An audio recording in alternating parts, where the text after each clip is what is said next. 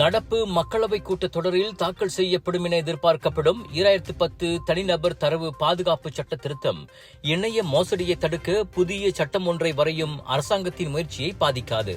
இலக்கவியல் அமைச்சர் கோபிந்த் சிங் டியோ அந்த உத்தரவாதத்தை வழங்கியுள்ளார். அவ்விரு சட்டங்களும் தொழில்நுட்ப மற்றும் சட்ட அமலாக்க கண்ணோட்டங்களிலிருந்து முற்றிலும் மாறுபட்டவை என்றார் அவர். தனிநபர் தரவு பாதுகாப்பு சட்டமானது அத்தரவுகள் பாதுகாப்பாக இருப்பதை உறுதி செய்வதாகும். ஒருவேளை தரவுகள் ஊடுருவப்பட்டு வெளியில் கசிந்தால் அதற்கு பொறுப்பானவர்கள் மீது நடவடிக்கை எடுக்க அச்சட்டம் வகை செய்யும். அதே சமயம் அரசாங்கம் ஏற்ற உத்தேசித்துள்ள புதிய சட்டம் தனிநபர்களை பாதிக்கும் இணைய மோசடிகளை தடுக்கும் நோக்கத்தை கொண்டது என கோபிந்த் சிங் சொன்னார். தனிநபர் தரவு பாதுகாப்பு சட்ட திருத்தத்தின் அமலாக்கம் இலக்கவியல் அமைச்சின் கீழ் வரும். உத்தேச புதிய சட்டம் தொடர்புத்துறை அமைச்சு மற்றும் உள்துறை அமைச்சின் ஒத்துழைப்பின் கீழ் அமலுக்கு வரும் என்றார் அவர்.